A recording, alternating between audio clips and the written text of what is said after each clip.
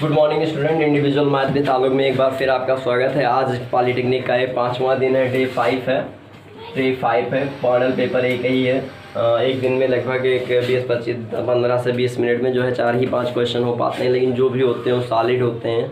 उनमें अगर कोई प्रॉब्लम हो तो आप ज़रूर जो है कमेंट कीजिए। चलिए, आज का क्वेश्चन आपका ये है 9 नंबर।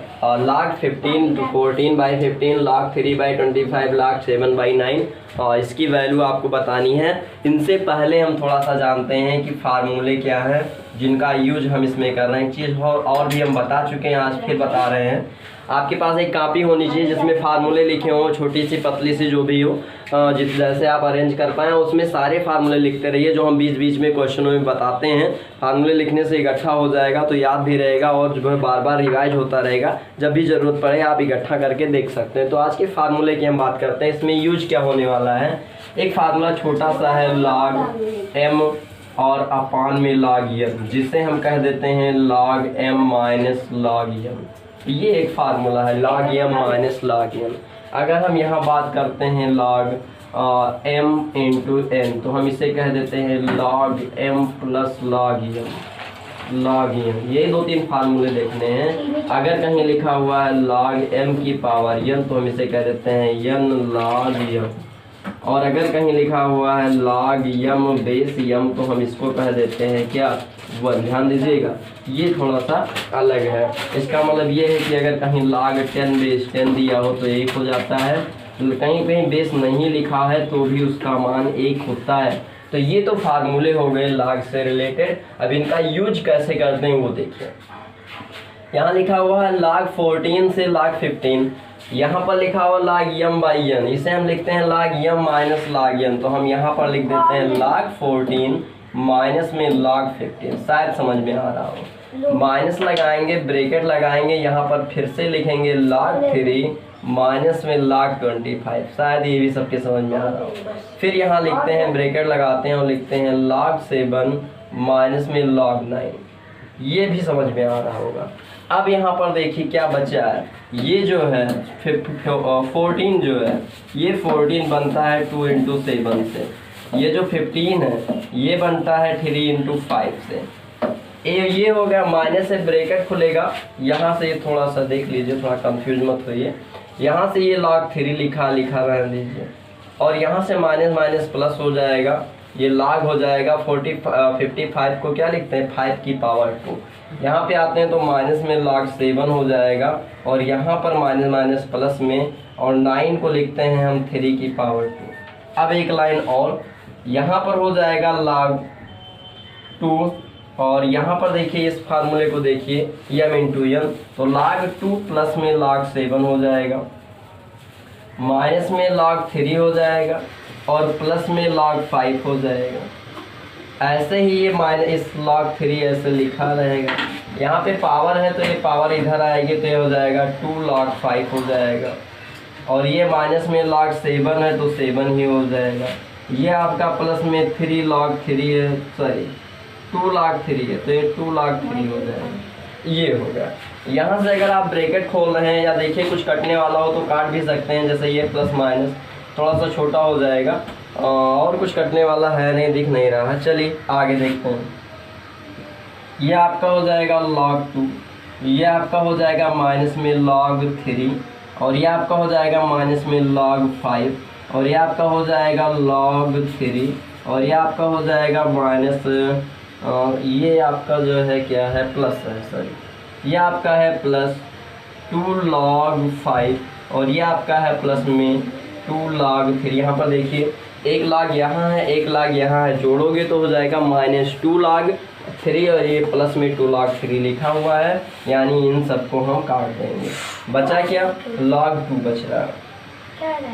log 2 में से 1 घटेगा तो यहाँ पर प्लस में बचेगा log 5 और log 2 और log 5 का मतलब log m प्लस ये log m plus log n लिखा है, तो इसका मतलब हो जाएगा log 2 इंटू 5 और log 2 इंटू 5 को हम क्या बोल देते हैं, 10। और वैसे भी log 10 का मान हम अभी बता चुके हैं क्या होता है, 1, क्योंकि हम इसे लिखते हैं कुछ ऐसे log 10 बेस 10 और इसकी वैल्यू जो होती है वो होती है। तो ये तो आपका क्वेश्चन है जो इस तरह से आप लगा सकते हैं। लेकिन अगर आपको थोड़ा सा शॉर्ट में लिखना है, कैसे कैलकुलेशन कर लें कि तुरंत आ जाए, तो इसके लिए थोड़ा सा पहले उतार लीजिए, फिर उसके बाद हम देखते हैं क्या है ये। चलिए उतारिए।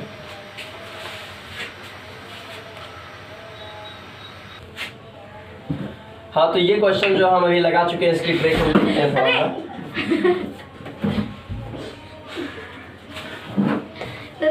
रखा था।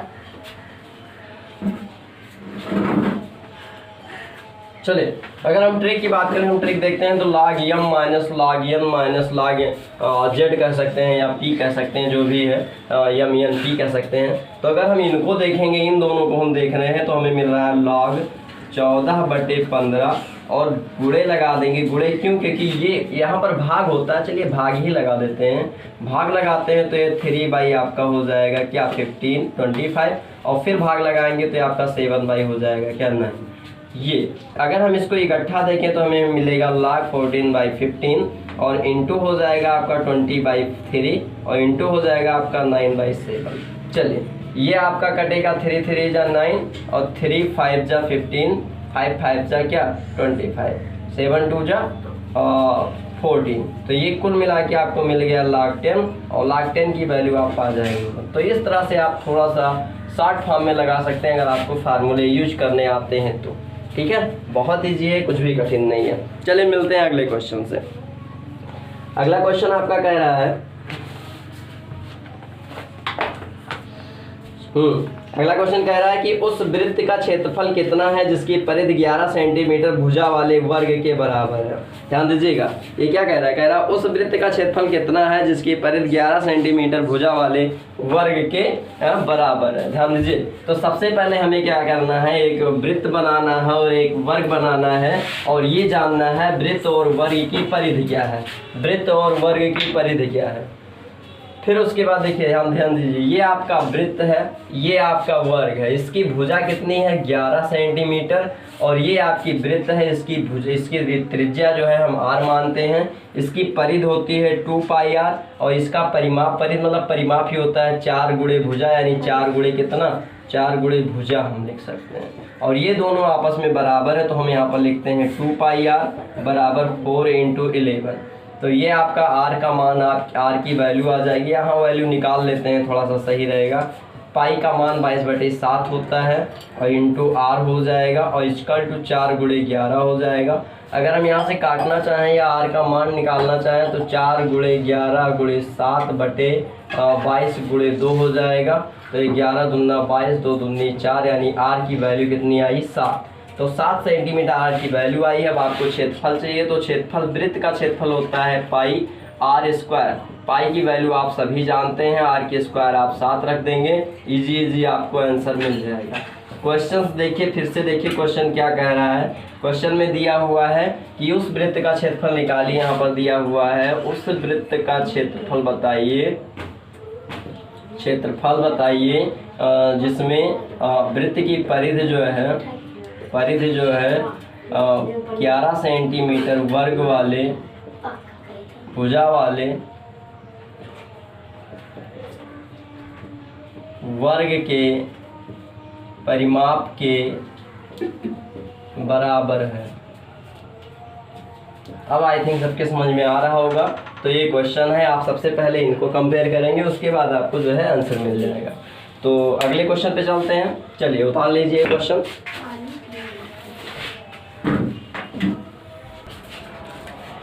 अगला क्वेश्चन आपका कोऑर्डिनेट ज्योमेट्री से कह रहा है आपका ये 3x - 2y = 5। क्वेश्चन पहले लिख लेते हैं। ये आपका कह रहा है 3x - 2y = 5, और फिर अगला ही क्वेश्चन एक और दिया हुआ है आपका 2x प्लस में ky प्लस में 7 = 0। 2x प्लस में ky प्लस में 7 = 0। ध्यान दीजिए, ये कह रहा है कि आपको ये बताना है कि ये रेखाएं अगर लंब हैं तो k का मान, रेखाएं लंब है तो k की वैल्यू,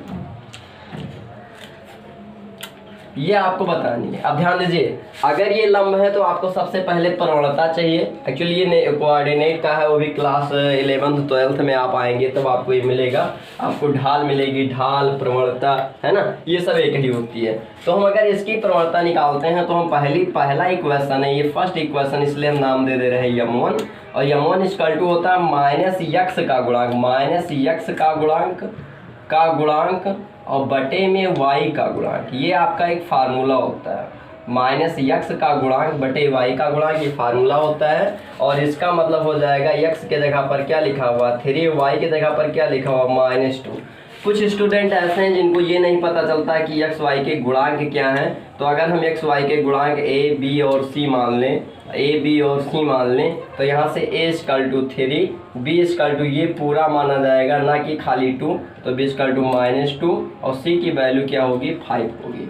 तो इस प्रकार आप जो है इसकी कंपेयर तुलना कर सकते हैं। तो ये माइनस माइनस कट जाएगा, यानी कुल मिला के m1 की वैल्यू जो है वो आपको मिलेगी 3/2।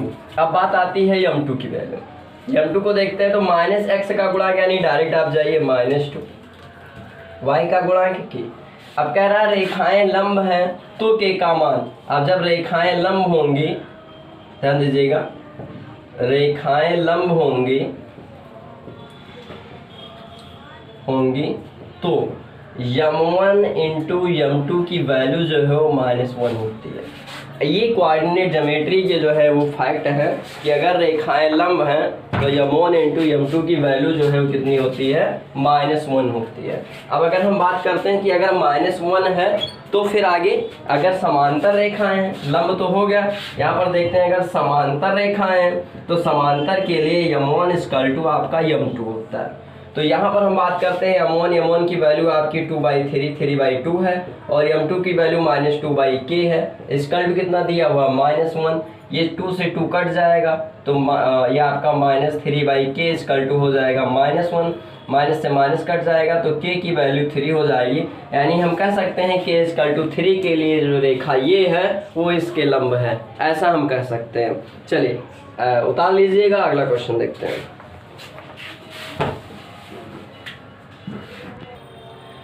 अगले क्वेश्चन में कह रहा है समबाहु त्रिभुज का क्षेत्रफल ज्ञात कीजिए। क्षेत्रफल अगर दिया हुआ है 4√3 सेंटीमीटर स्क्वायर, तो कह रहा है कि उसका परिमाप होगा। ध्यान दीजिए, सबसे पहले त्रिभुज होते क्या है, त्रिभुज कितने प्रकार के होते हैं। सबसे पहला नाम आता है समबाहु का। समबाहु मतलब वो एक ऐसा त्रिभुज जिसकी तीनों भुजाएं क्या हो, इक्वल हो। सेकंड पे नाम आता है समद्विबाहु का। समद्विबाहु एक ऐसा त्रिभुज जिसकी जो है दो भुजाएं क्या हो, इक्वल हो। कोई जरूरी नहीं है समबाहु समद्विबाहु ऐसे भी हो सकता है। तो हम बात करते हैं, एक होता है विषमबाहु का। अगर इनके बारे में डिटेल में जानना चाहते हो तो आपको हमारे प्लेलिस्ट में वीडियो मिल सकते हैं जिसमें आपको त्रिभुज के बारे में पढ़ाया गया है। फिलहाल हमें आज मतलब है सिर्फ और सिर्फ समबाहु से। अब समबाहु का क्षेत्रफल अगर हम देखते हैं तो डेल्टा इक्वल टू होता है √3/4 इंटू भुजा स्क्वायर। ये समबाहु त्रिभुज का क्षेत्रफल होता है। हमें परिमाप चाहिए, परिमाप का मतलब होता है भुजाओं का योग, सम ऑफ साइड। तो यहाँ पर हम देखते हैं कि भुज क्षेत्रफल दिया हुआ 4√3 और ये आपका दिया है √3/4। √3 से √3 कट जाएगा तो ये आपका हो जाएगा a स्क्वायर इक्वल टू हो जाएगा 16, यानी a इक्वल टू √16, यानी a का मान जो है वो आपका आएगा 4। तो ये वैल्यू आ गई a की, 4 हो गया।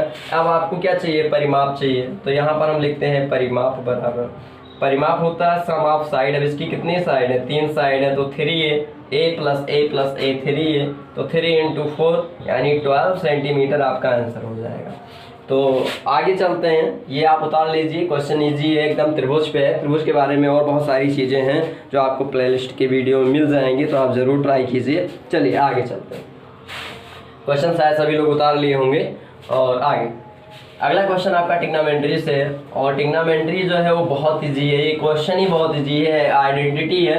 हम पहले बता चुके हैं ट्रिग्नोमेट्री में कोई खास ट्रिक नहीं है, सिर्फ ये सोचना है कि अगर जो कुछ लिखा है अगर वो है नॉमिनेटर और डिनोमिनेटर में तो उसका तुरंत रीजनलाइजेशन कीजिए, यानी परमेकरण।